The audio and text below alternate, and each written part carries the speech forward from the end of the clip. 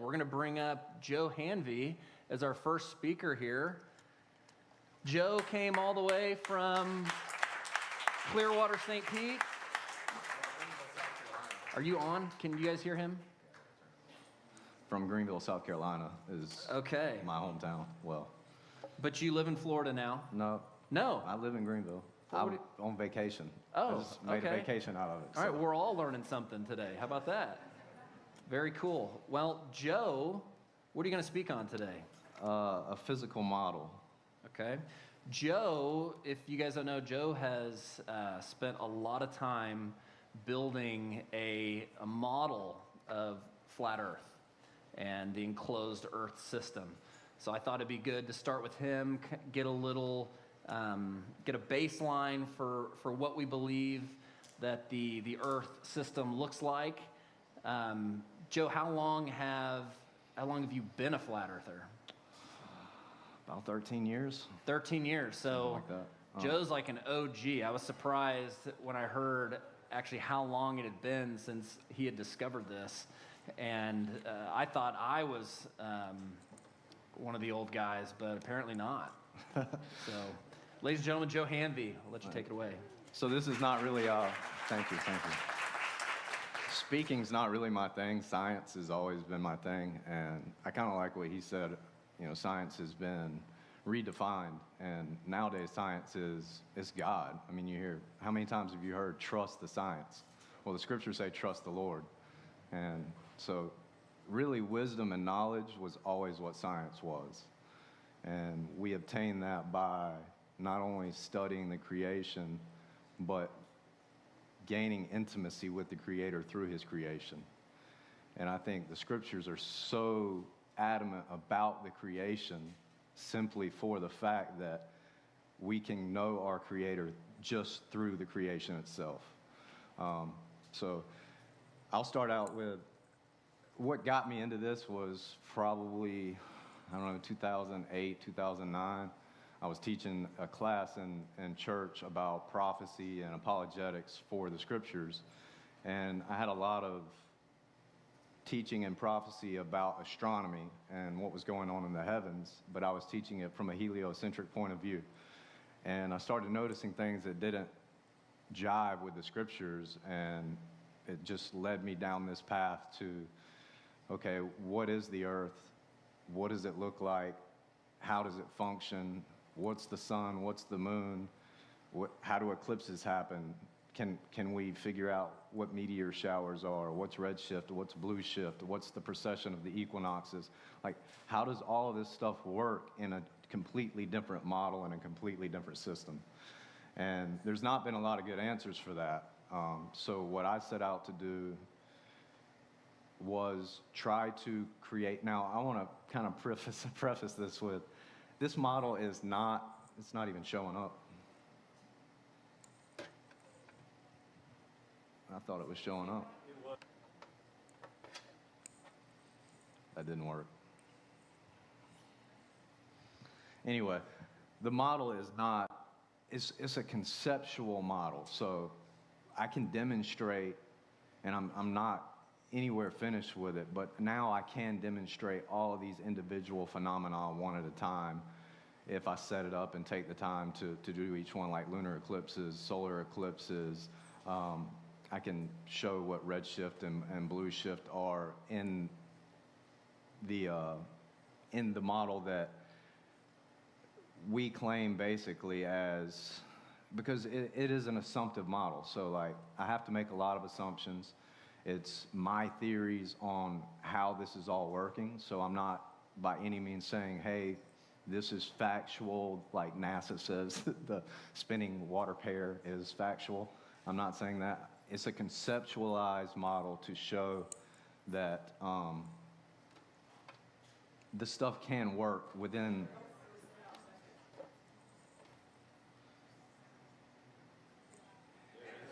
Okay, so that's what the model looks like when it's lit up, and we have it here. I've got a couple set up, so we can take like 10 people in the room at a time. We've got a little dark room set up to where I can kind of light everything up and show. But what started me was I was teaching again, apologetics, and I just started noticing things that didn't jive with the scripture. And what it is for me was I was taught the heliocentric model before I was ever introduced to the scriptures. So I went into the scriptures with that mindset versus going into the world with the mindset of the scriptures. And God had to change that in me, and it took a long time to do it. But so I set out to build the model. That's kind of what it looks like. It is completely undescribable, in my opinion. I don't think we can fully know the model. We can't measure the ceiling. We can't measure the lights in the ceiling. But we can conceptualize what they're doing and how they're operating within the model. And one of the biggest things is the celestial dome. I think it answers a lot of stuff, but building the model, why build it? Well, the biggest thing was, for 13 years, I've heard, y'all don't have a model. Y'all don't have a model. Well, we do have a model. Everything's modeled off of flat Earth. Like, we do astronomy off of flat Earth. We build things off of flat Earth. We fly airplanes off of flat Earth. All the satellites and all that is based on basically a flat stationary Earth. I mean, everything that is done based off of a flat Earth model, but no, we don't have a physical model that we can put in front of you and say, hey, here's a model. Well, that's what I've been working on for the past 5 years now, is shining lights through domes to figure this stuff out and figure out how these lights are working and how things can be accounted for. And I think this is probably the best representation of what Scripture puts out there. We have a celestial dome across kind of like a square with pillars and water surrounding it. And we live inside of that. That's kind of the best conceptual model, I think. So my research and development has been expensive, to say the least. And it's not something that I do for profit. I do this for fun. I own my own business, so this is not something I make money off of. I don't promote myself or anything. I'm not even really a speaker. Alex asked me to come, so I said, you know what, I'll come. And there's some great speakers here that I admire. And I think Justin Harvey was a neighbor to two of my really close friends, and they spoke very highly of him. I don't see him in here, but and Austin, man, and your stuff's awesome. I tell people all the time that Austin is at the top of his game as far as debating this topic, and I really don't think there's very many people as capable at debating the topic as Austin is. So research and development, I started taking flights. I've flown for lunar eclipses, solar eclipses. I filmed them with P950s, with thermal cameras, different filters, infrareds, solar filters from 10,500 feet in a small four-seater airplane. I've done that. I've done solar and lunar that way. I've done solar and lunar from the ground with cameras and telescopes.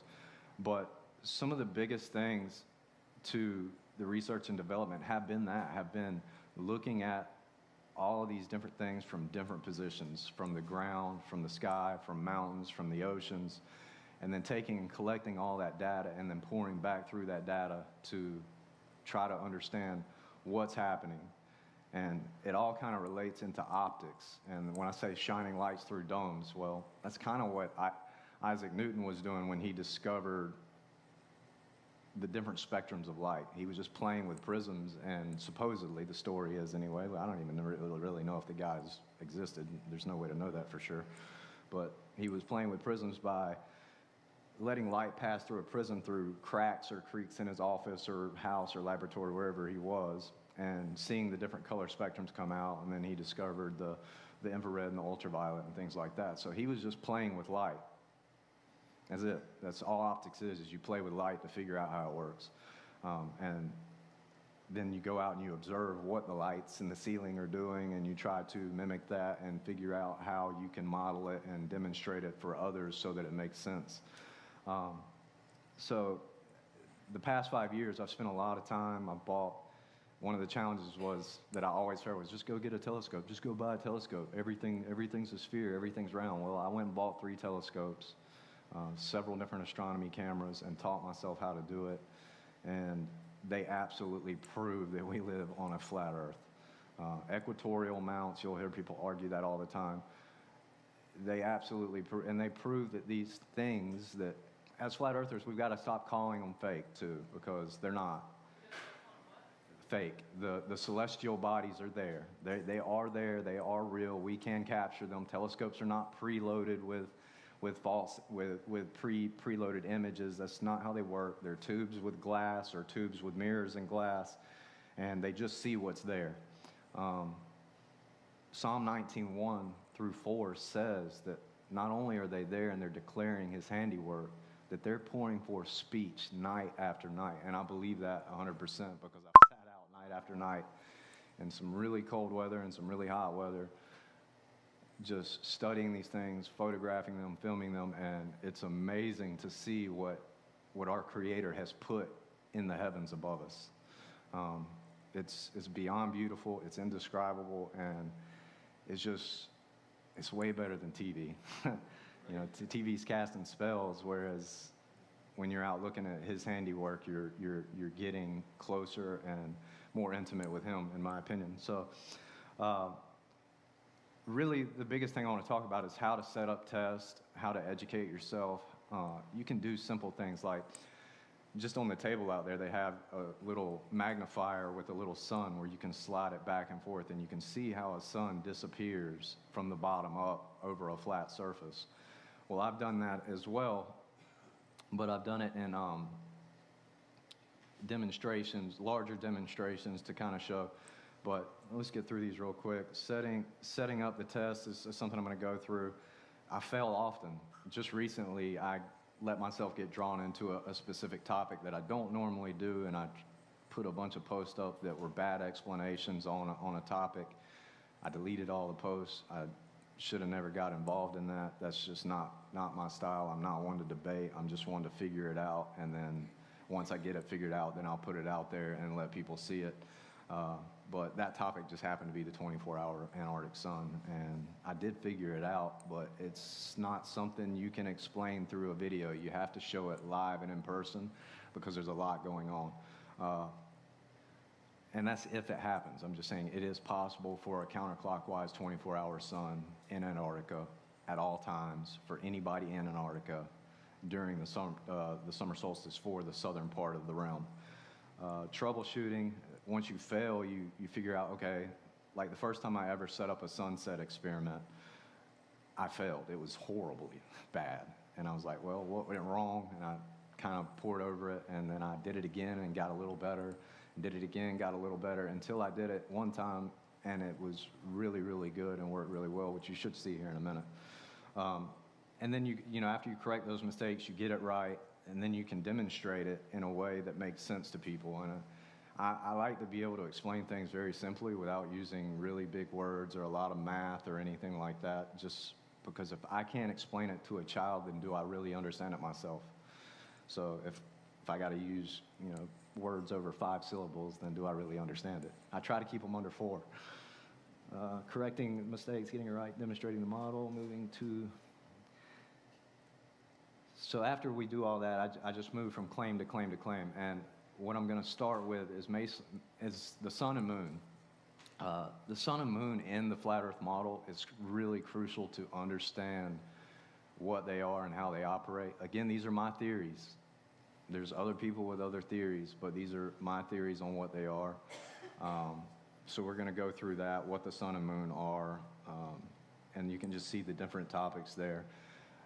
And pretty much all of these are theories I've come up with through shining lights and domes and playing with mirrors and prisms and splitters and lasers and different light sources and energy sources to try to figure out optically what all the lights in the ceiling are doing, because that has been one of the biggest arguments against flat Earth is, well, how do star trails work? How does the Antarctic sun work? How does, you know, all the lights in the ceiling, why do they look spherical? And, you know, all these different arguments that are really fallacious and just regurgitated talking points more than anything.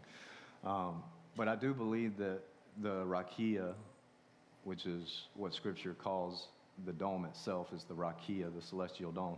The firmament is everything from the ground to the dome itself, is what I believe, because in Genesis it says the birds fly in the firmament. So we have these different layers from the ground to the celestial dome itself, which make up the entire firmament. But the rakia is the celestial dome, and the celestial dome is the key to all of the lights in the ceiling.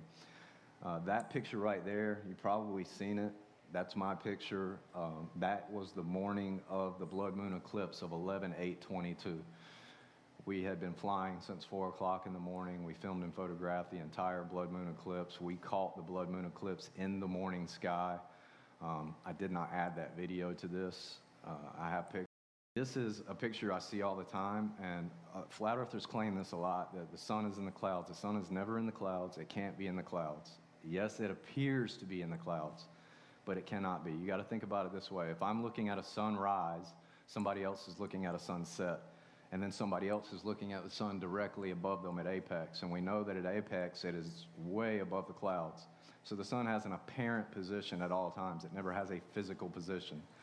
And if it has an apparent position to everybody, and the two people seeing it in the clouds are seeing either a sunrise or a sunset, while the guy in the middle is seeing it at apex, then they're not actually seeing it in the clouds. It is an optical illusion, and it is because the sun is a projected focal point of light that is putting off an immense amount of light that it penetrates through certain clouds and doesn't penetrate through others, which makes it look like it's in the clouds, which is proof that it's small and local. So it's not wrong to say that it appears to be in the clouds, but it is wrong to stand on the fact to say that it actually physically is in the clouds. That's not what's happening. So that first picture is not mine. That's one I see all the time. That is a recreation using a class 4 laser and a cloud set up in a hallway. And all I did was I hung trellis and hung some cotton clouds in the trellis, and then I shot the laser above the cloud layer, and I just moved the camera down, which you're going to see in a video in a minute. I changed the perspective of the camera, and the sun appeared to be in the clouds, and that was all man-made. So then we have hot spots from different altitudes. Again, the one on the right is my picture. This was a friend of mine's parent. They took this picture of the sun pillar on the cruise. You don't see it as well in this picture because I had to stretch it for the PowerPoint, but there's a definite sun pillar, and you'll see another picture in a minute of a sun and moon pillar.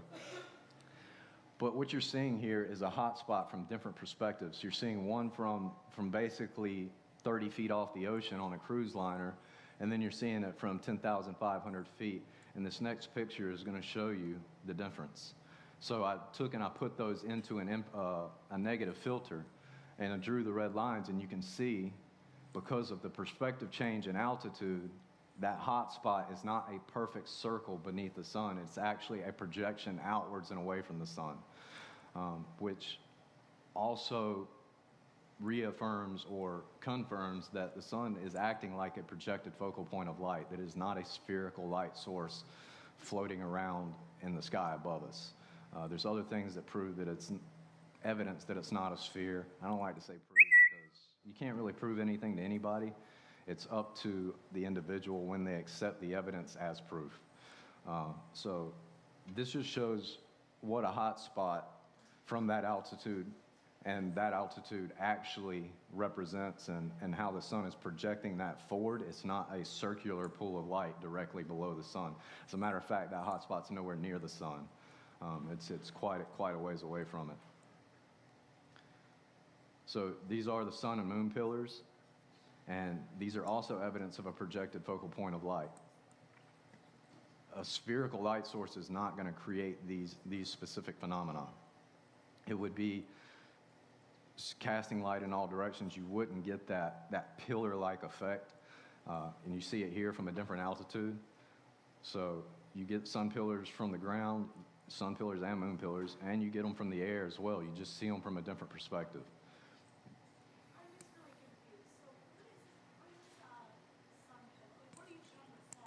I'm just trying to right now go through what the sun and moon are. They're projected focal points of light. It's a projected focal point of light, kind of like a laser. Can we hold the questions till after? He's going to have a Q&A. Yeah. So let him get through his presentation. This is going to be really hard to follow. I'm just going to tell you that straight up. This is over 15 years of 13 years of research and probably 5 years of working on the model and trying to figure out the anatomy of the sun and moon. And you're going to probably hear some things that you've not heard before. And like I said, these are my theories. I'm not trying to push this on anybody. This is just the way I have come to view the sun and moon and how they're acting. But right now I'm just trying to get through and show that they are understanding this aspect is crucial to the model, in my opinion. Yeah. But I'll just, if you have questions and you don't want to forget those questions, just write them in your phone, and that way you don't forget them, and I'll try my best to answer them afterwards. This next video is where I set up a laser outside of my house. Is it going to work? So all I did was I set up a laser. I have those lasers here, and I set it, and you're going to see it right here. It's not rising and setting. That's a level focal point of light, and all it's doing is moving closer and further away. But because of our perspective below it, you get that view that it's going down when it's not actually going down. It's just traveling level, but it's converging to the vanishing point. And that was just a simple demonstration to show that. And really, that's things we can do at home. I mean, you can buy lasers fairly cheap nowadays. You can set this stuff up. You can teach your kids. You can show your friends. You can teach yourself. Just simple demonstrations you can do at home that really solidify how this stuff is working, so that when people have those questions, you can answer those questions and present it in a way that is not only intelligent, but also visual. This is what I was talking about with focal point of light, how the sun and moon cast light like a focal point of light, like a laser in a sense. Just like this laser pointer here, it creates that focal point of light, but you don't see the source. The source is pretty much invisible. The same thing with the sun and moon. The source that creates their focal points is still in the invisible spectrum, in my opinion. But once that focused energy hits a certain layer within what I call the superfluid, or what I believe is a superfluid layer, then it ignites and it creates the focal point of light that is the sun and the moon. And that energy is coming from Earth itself, in my opinion. But they act like focal points of light, and you can see the diagram and how a concave and a convex structure work. I believe the surface of the sun and moon, as we visually see them, are concave. If they're being projected through or projected off of a concave ceiling, the rakia, the celestial dome, if they're being projected through that, or they're being projected onto it or from it from somehow, then they are going to mimic that surface. So at their surface, the visible focal points of light would be concave. And it's not visually noticeable with the sun. With the moon, it's, in my opinion, it's very noticeable because the sun's so much brighter. These are just crepuscular sun and moon rays that I've taken from different places. One is not far from my house and easily. The other is Pawleys Island. So the crepuscular moon rays were July 4th of last year, right a few days before the supermoon. And this was just a couple of weeks ago, right up the road from my house. And what that's showing is it's showing these, if I go back, you can see how it's just like this focused beam coming, and it's creating these patterns that you see. It's just like these here. So if you think about the celestial dome, and what I believe is the energy of Earth, the electromagnetic energy of the surface of Earth is coming upwards, and we can actually test that the voltage gets higher as we go higher. And so from the ground it's not that much, but the higher you go, the more voltage there is, which there's a lot of study behind that, and Austin can probably elaborate on that a little bit better than I can. But what I believe is all that energy from the surface of the Earth is coming up, and it's being collimated to a point at the top of the celestial dome, which is most likely Polaris or something similar. And then it is being, after it's collimated, it is sent back down in a focused beam of energy, or focused beams of energy that are still invisible. But once they hit the superfluid, they hit a medium that can excite and become light. And that's what creates the sun and moon. So the sun and moon are the Earth's energy rising up, collimated to a specific point of reflection or refraction, whatever you want to call, and then sent back down. And once that energy hits the noble gas, even if it's just a noble gas layer of helium or krypton, then it can excite and become visible light. And we get the disk of the moon and the disk of the sun that we can see. And these focal points of light can give off energy and heat, just as you see here. And then another example is the class 4 laser. I just pointed it at a paper towel roll. In a few seconds, it's burning it. And the place where it's actually burning it is a state of plasma, just because it's splitting. I think they say it's splitting electrons is what actually causes plasma. Don't quote me on that. But so focal points of light can give off heat and energy. The sun obviously gives off heat and energy. And then the sun and moon appearing to be in the clouds, I'm just going back to that quickly because people use these negative filters. So I've taken my own pictures and applied negative filters to them. It's just an app. It's not a true negative, and it wouldn't show any, the negative would be fooled by it as well. So the phenomena, I mean, you clearly know the sun is not in that palm tree, but the negative filter makes it look like it's literally in the palm tree. It's just not. So when people post these negative filters and say these things, it's kind of misleading because the negative filter is just an app, first of all, and it's being fooled by the phenomena as well, just from the brightness of the light of the sun and moon. This is actually the moon. It's not in the tree. I mean, it's just not. So, this seems a little weird, but it really matters to the model and what the sun and the moon are because they are projected focal points of light. These are other videos that I see used a lot, so I recreated my own.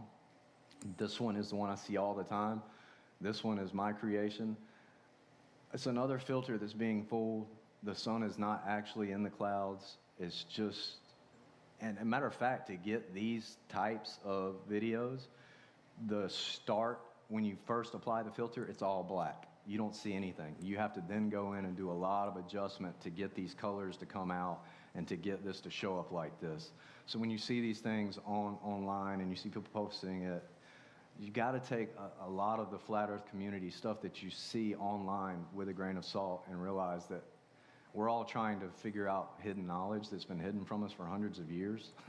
And not everybody gets it right away, and it takes time. So just don't jump on something just because it looks cool and you think that that's proof of something. Try to learn it, learn why it's happening, and see if you can recreate it yourself, and then you'll know more about it. This is a demonstration I did.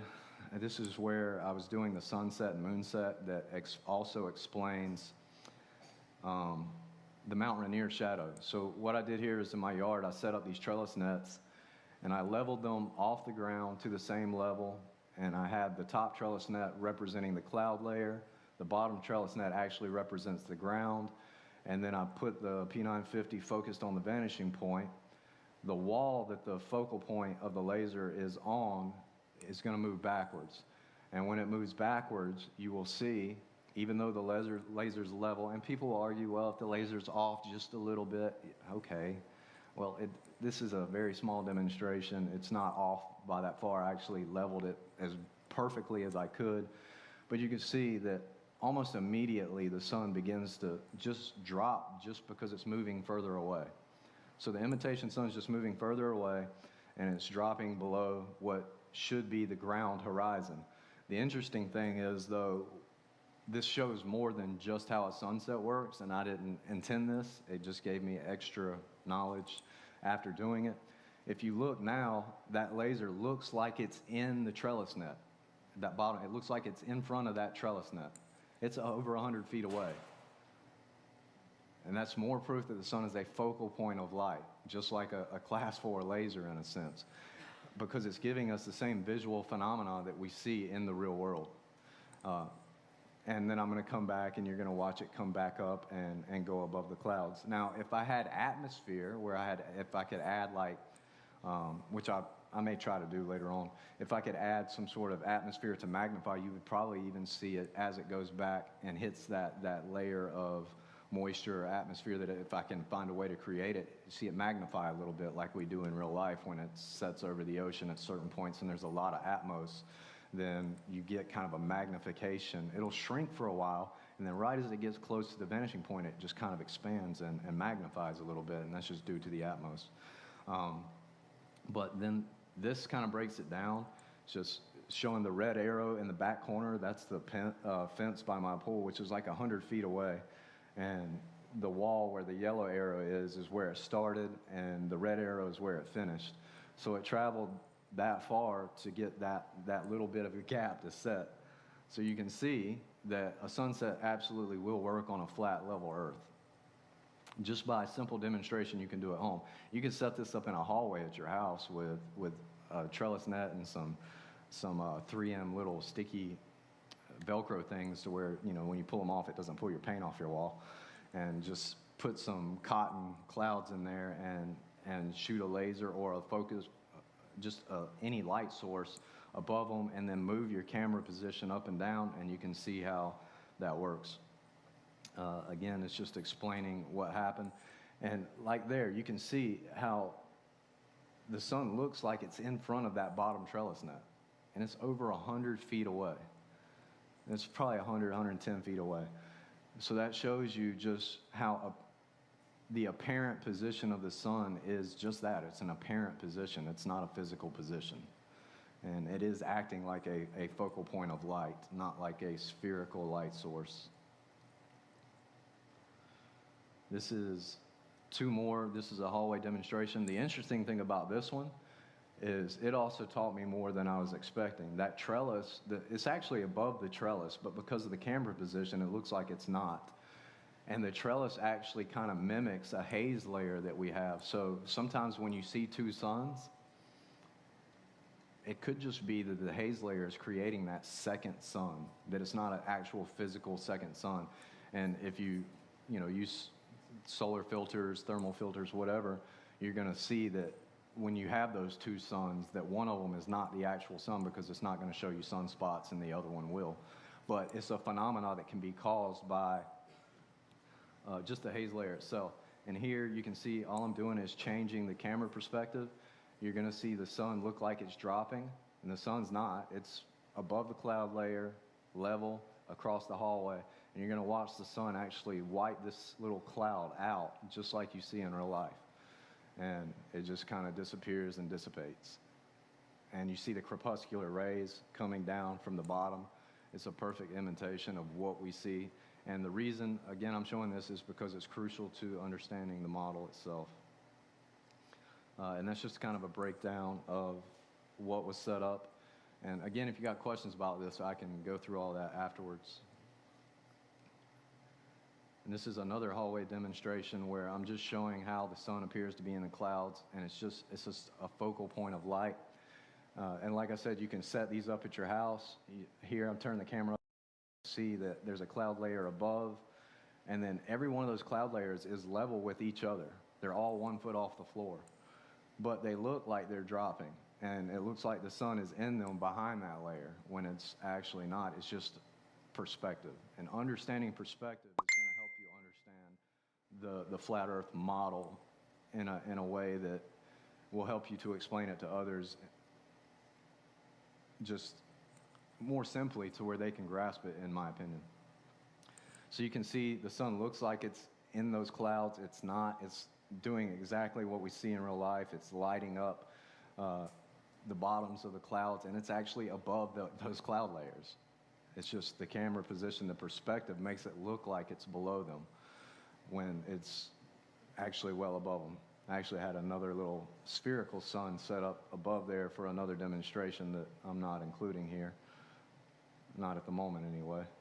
But you can see how it's just moving through the clouds. Very, very cool, very interesting. And here's another close-up version of it.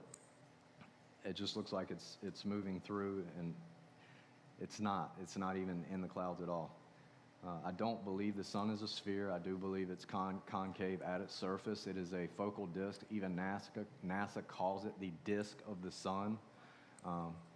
So I don't think it's a spherical light. I believe with every fiber of my being now that it is a focal point of light, and that certain things like sunspots actually disprove it being spherical.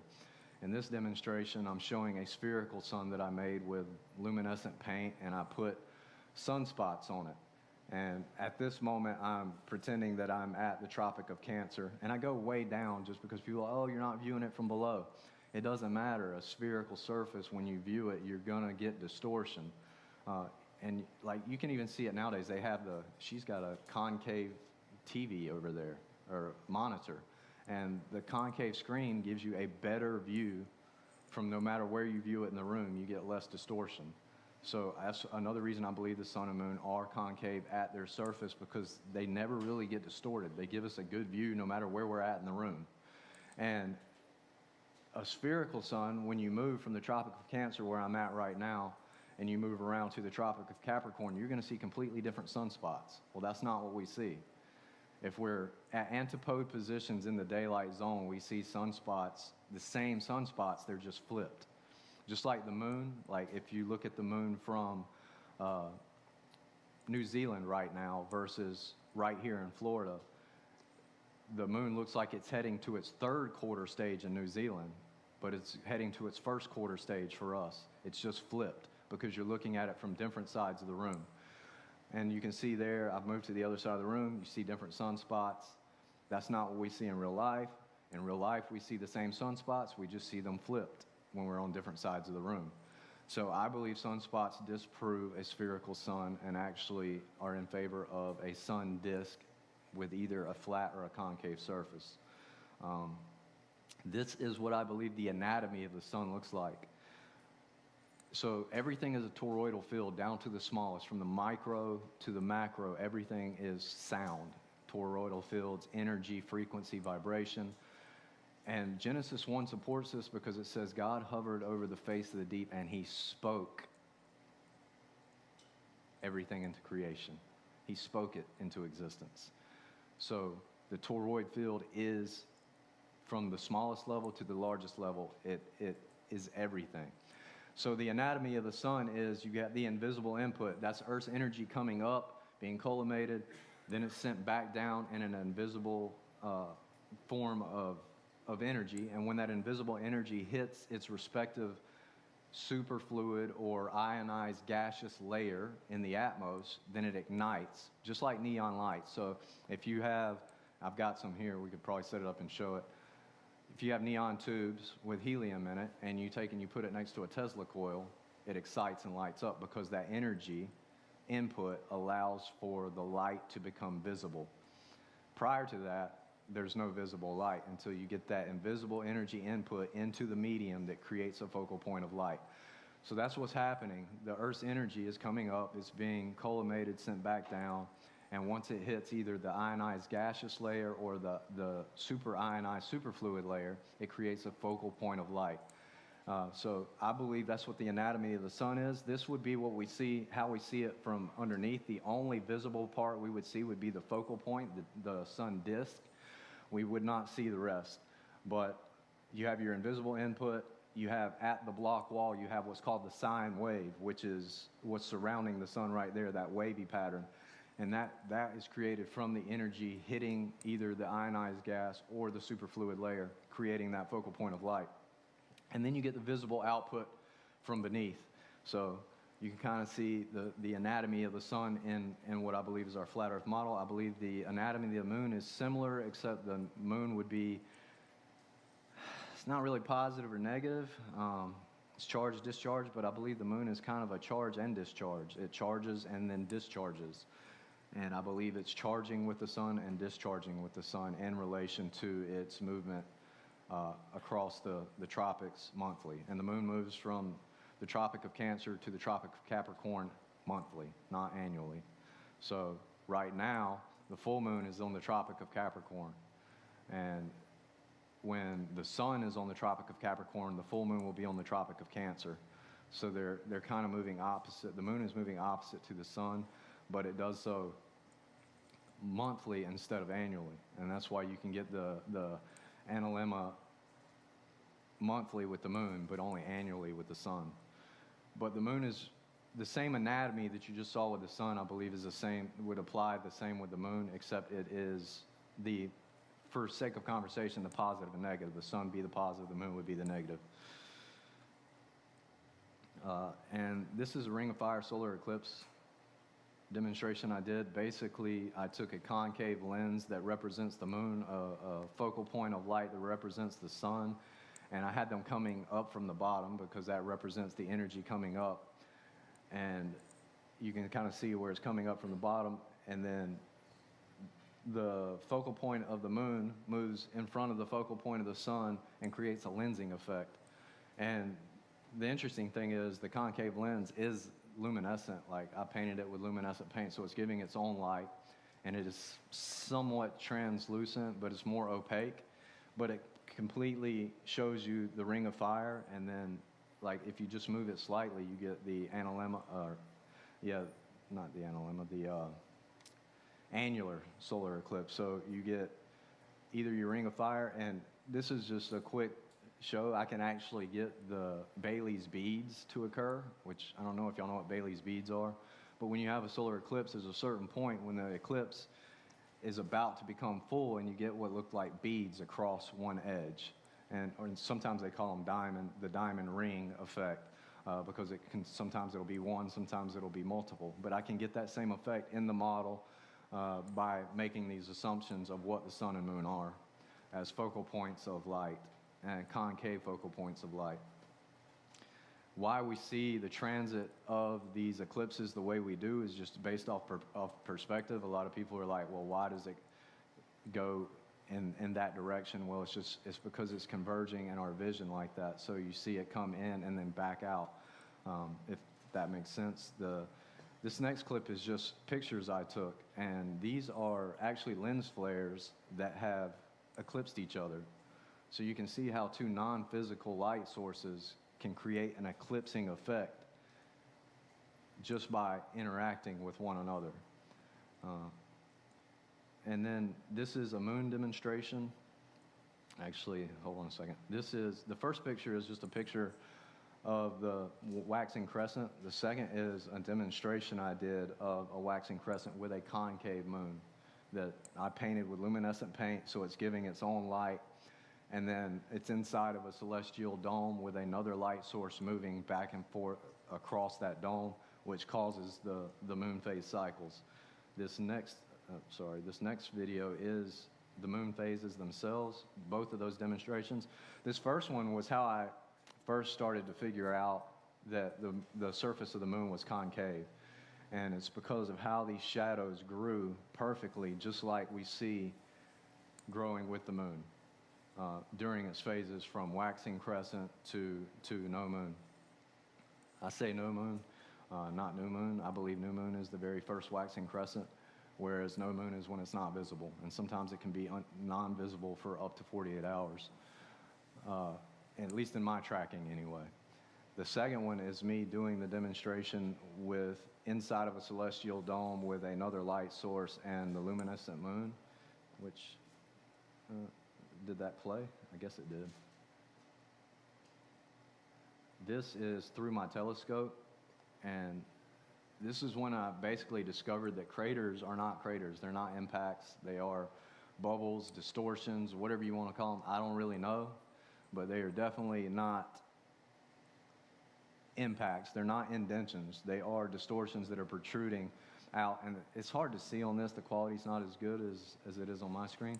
But you can clearly see those are protrusions. They're not impacts. And impacts do not, if they were impacts, that actually supports a concave surface over a spherical surface. If you think about like this right here, what did I do with that? If you think about, see these rays coming out from this so-called impact, why would they wrap around a spherical surface if something impacted it? They wouldn't. They would explode outwards and go away. They wouldn't follow the curvature of the moon and scrape around the curvature, digging in as they go around the curvature. They would hit and go outwards.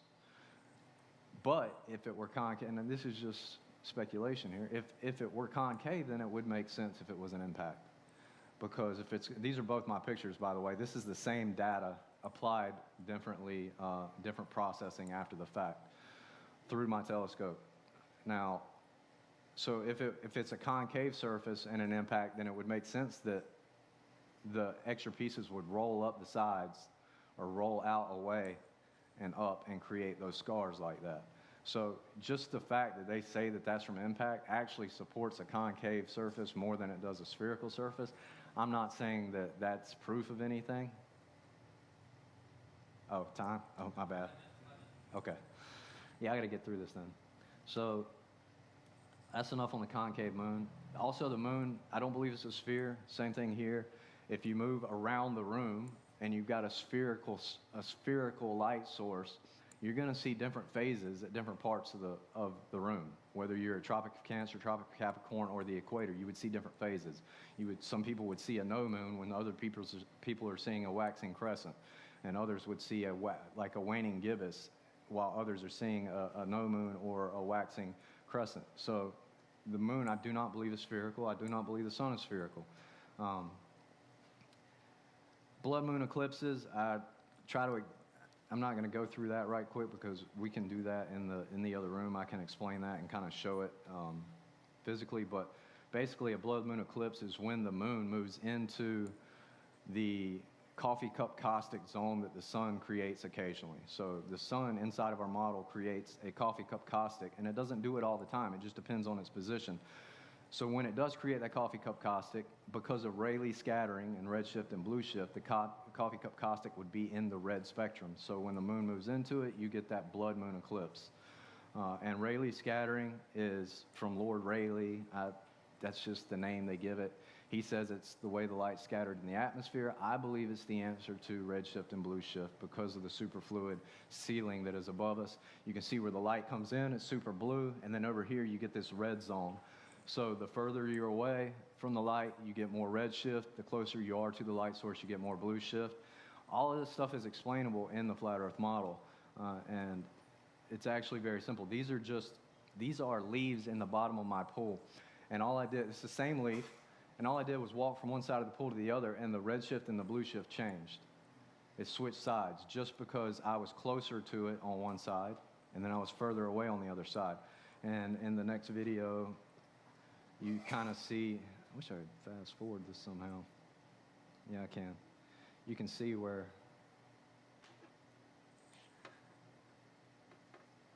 anyway, I'm not going to go through that. You saw it in those. The dome itself, the celestial dome, answers the terminator line. It's really cool to see the terminator line when you're flying in an airplane and you get to watch it come across you and then pass you and then go away and then come back. It's just a really amazing thing to be up and see that in the air. But you can see here in this little celestial dome that I have where I wrote night and day, you can see that that terminator line matches almost perfectly in the evening what you're seeing going away from you. Star trails caused in the celestial dome. So this is actually in my model.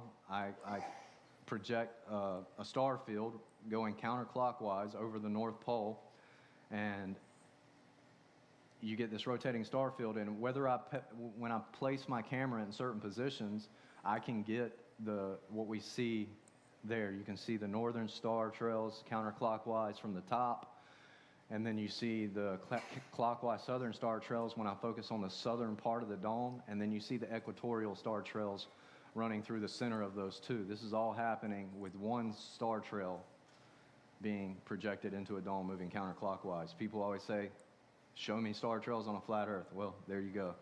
It works. Again, my mimic of it and what we see in real life. This is the model. This is real life. Again, this is the model. And you can see like where the crux would be going around Sigma Octantis, or what they call Sigma Octantis in the southern hemisphere. The interesting thing about this is this happens at all four quarters at the same time. So in the model, you see this at all four quarters simultaneously. So that means if you're standing at South America or South Africa, then you can see that rotation from from Australia, South America, and South Africa, or all at the same time, because it's actually the way the light is being folded and bent by the celestial dome to create these points of reflection. And I believe the Creator made it that way, that if you ever get that far south and you lose your bearings, all you got to do is turn your back to that and go the other way, and you're heading back north. And that's just showing that arc and anti-arc, like everything's opposite in the northern hemisphere as it is in the southern hemisphere. So when we see the sun going clockwise and in the northern hemisphere during the winter solstice for us, then in the summer solstice in the southern hemisphere, they see it go. They have an apparent counterclockwise motion. So you get the arc and anti-arc of the different zones of the realm. These are just cool pictures that one is a solar eclipse picture that a friend took. The other is my picture. That's the moon behind the clouds. And it created the cross in the clouds. And that was just a lucky shot. I couldn't see anything, and I had just gotten the P950, and I just hit the button to see what it would capture. And that was like God showing me, hey, I'm still here. Keep going. This is the model itself. Yes, planets are real. They're not planets. They are wandering stars, but they are real. That is what Saturn looks like. That is what Jupiter looks like. That is Thor's helmet, which is NGC 2359. I've got pictures of it. Those things are real. They're up there. Psalm 19, 1 through 4. They're telling us that God is just showing us his handiwork and showing us that it works. More pictures of the model. This is actually me demonstrating the sun projected into the model and how it's creating a hot spot on the surface, and it's just a projection. It's not even a physical light source. It's just a projection into the model. And years ago, I thought if I could actually figure out how to project the sun into the model, that would be cool. And now I actually figured it out. So, again, it's all biblical cosmology is wisdom, and these are some of the scriptures that have been life verses for me. Especially Jeremiah 33:3. It says, call out to me and I will show you great and mighty things that you know not. So my wisdom is not from me, it's from the Lord. It always has been and always will be. These are just pictures that I've taken. That's Thor's helmet. That's a collage of pictures I've taken with my telescope. Those things, they're real, they're beautiful. God put them there for a reason. Just because NASA used them to lie to us doesn't mean that they're not real. That's what Satan does. He takes the truth and uses it to lie to us and twists it and manipulates it and makes it ungodly when it's actually godly. This is a shot from the P950, since everybody seems to think that the P-series cameras are like the gods of cameras. They're not. But that's Orion's Nebula in a single 30 or 20-second shot from the P950. This is from my telescope, and that is it's probably about 40 minutes of data collected through my telescope. So it's there, it's real. These are the telescopes that I use, and that is the Eagle Nebula, or the Pillars of Creation. It's also about 30 minutes of data. This is the Pencil Nebula and my imitation, assuming a superfluid within the model. So that's what the Pencil Nebula looks like. This is an imitation of that, assuming a superfluid within the model.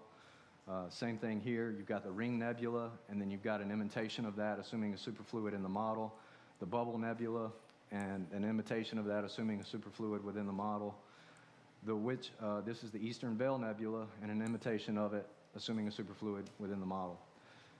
And also comets, same thing, assuming a superfluid within the model.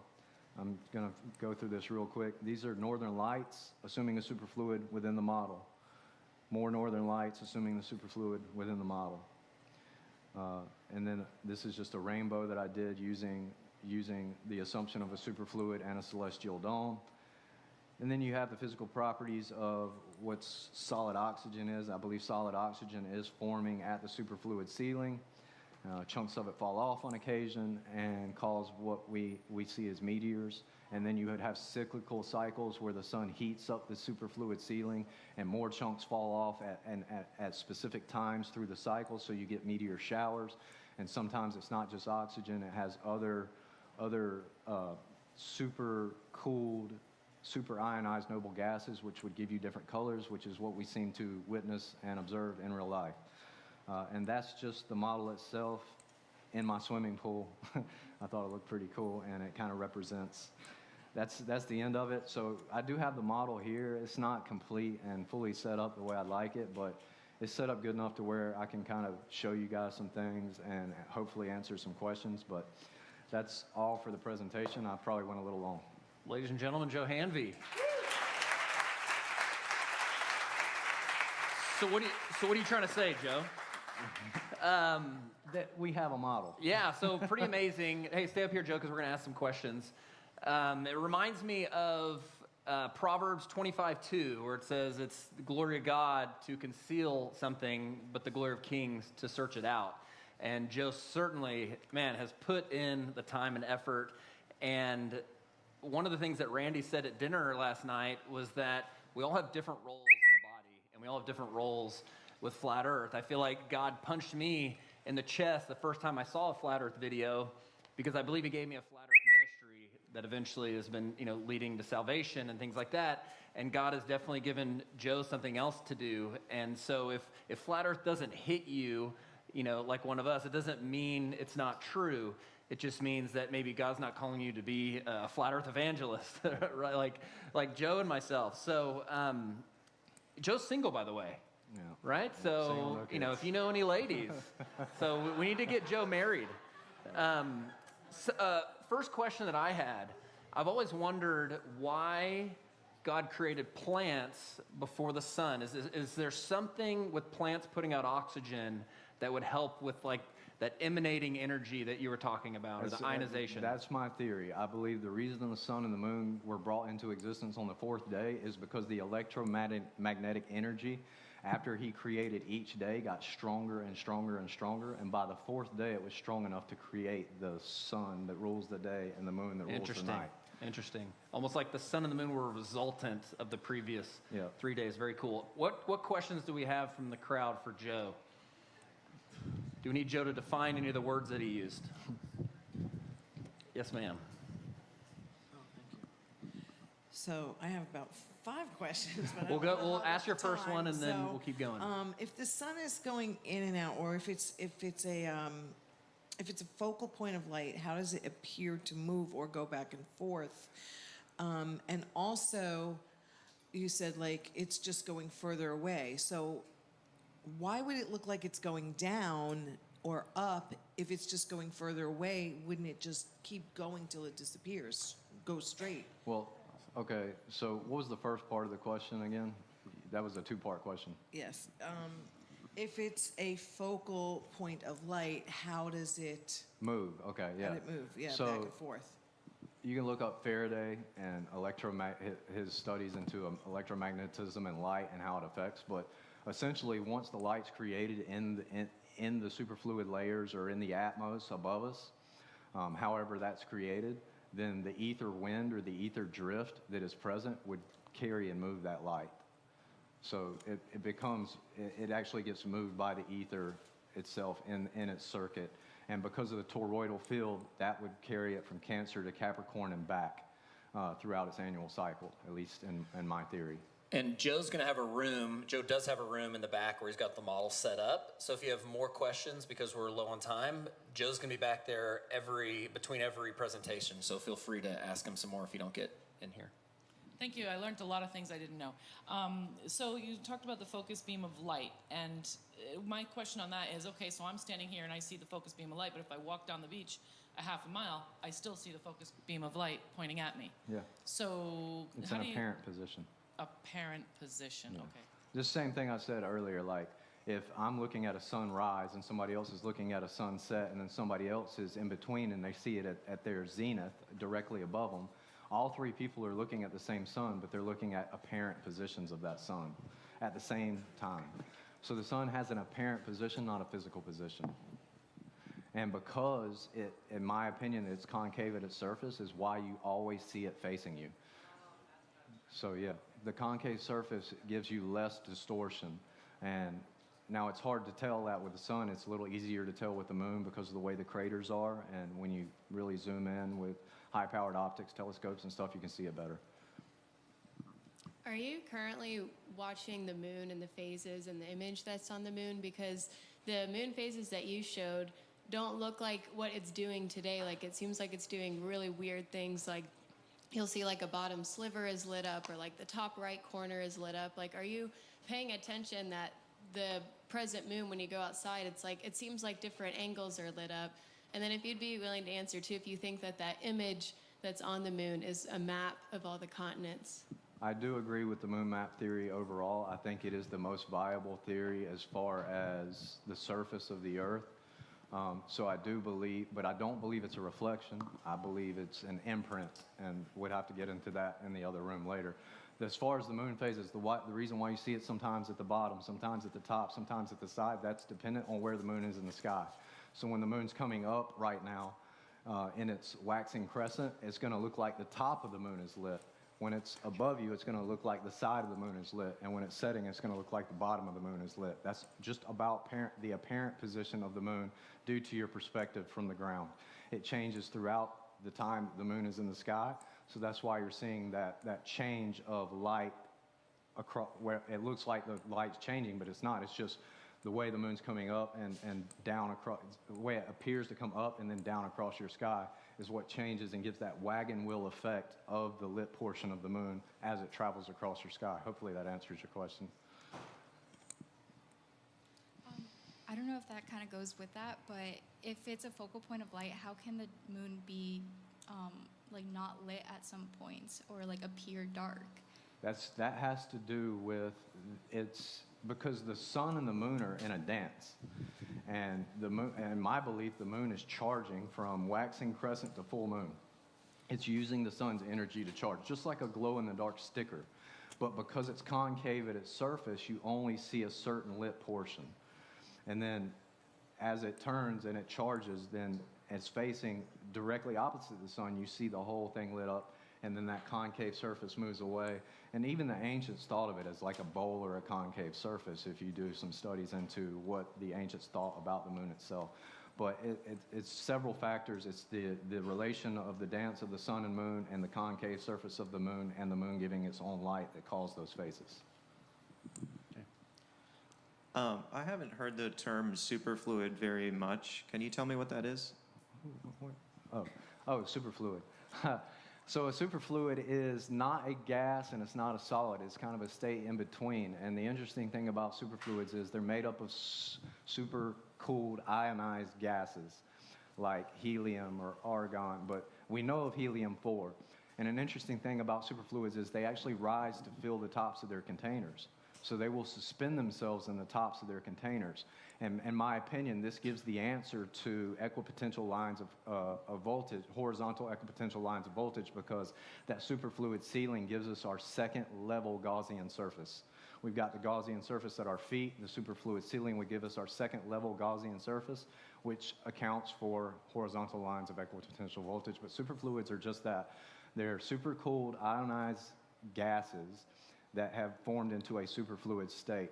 And a superfluid is not in a solid state or a gaseous state. It's kind of in between, and it's considered to have what's called zero viscosity, which is interesting because they say zero gravity, zero viscosity just means that there's no impedance. So something that's moving through the superfluid would experience no friction or no impedance to itself. That's why the lights are able, the sun and the moon are able to be dragged by the ether wind, ether drift through the superfluid with very little impedance or friction. Can't believe you didn't know that. Hi, Joe. My name's Joseph Shalafo. We've gone back and forth on Facebook quite a bit, so I'm already a fan of your stuff. I was originally going to ask if you were, or if you subscribe to the idea of the moon mirror. In my opinion, I think there's something to it. I think it's too close to not have some relevance to our, at least, I would say, known realm, or what we're allowed to know by, whoever controls it. So my question is this. In your model, which, seems to answer a lot of questions, it prescribes the dome and at a fixed size. I mean, I'm not sure if you've said what that is, but, size and height. Yeah, I don't get into the math because I'm just conceptualizing. Yeah. Sure. So my question is this. If it is the case that there's potentially more land that we don't know of or aren't allowed to know, how does that reconcile with your idea of the size of the dome? Would there be a second dome potentially, or just the dome is larger than we know? I only believe in one dome. I believe there's three heavens. The first heaven is where we live. The second heaven would be the waters above, and the third heaven would be God's throne. I don't ascribe to the many, many layers of domes. I don't believe that.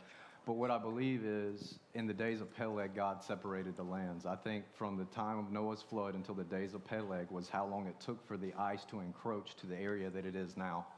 And that the livable circle moves around the larger circle, exposing new lands over time and burying old lands under ice. I don't think it's been going that long. I think it's only been going about 6,000 years.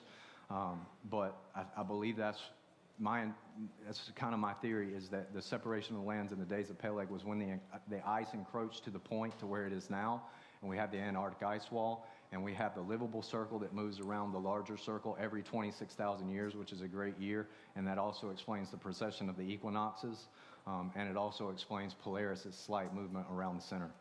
I always thought that was similar to the clock. I forget that. Yeah, the Prague clock, yeah. Last question before the break. If you answer this, I apologize. My name's Eddie from Ocala. In Genesis 1, it talks about that he created the greater light to govern the day and the lesser to govern the night. What do you believe makes the one greater over the other as far as the power of light is concerned? Good question. Well, to govern the day, you just need to be a brighter light, because the daylight and the sunlight in the scriptures are different. The daylight was created first, and we're told in Revelation that a third of the day will be darkened and a third of the sun will be darkened. We're also told that a third of the night will be darkened and a third of the moon will be darkened. So there's these different levels of light and different forms of light. The sun rules the day, the moon rules the night. I think the difference is just when the energy that creates the sun and moon, the Earth's energy, gets split, wherever it's being split from above us, into its two respective layers, which I believe is the helium layer and the krypton layer for the moon. That's what causes the difference. And you have one that is just a much brighter, much more charging light, and one that is just weaker and more of a charge-discharge kind of, almost like a battery indicator in a sense, if that answers the question. All right, thanks everyone. So it's 10:30. We're going to take a break for 15 minutes, and we'll be back in here at 10:45. Maybe we can get Joe back in for some more Q&A at the end, because he's got some really great information. So thank you guys. We'll see you in a bit.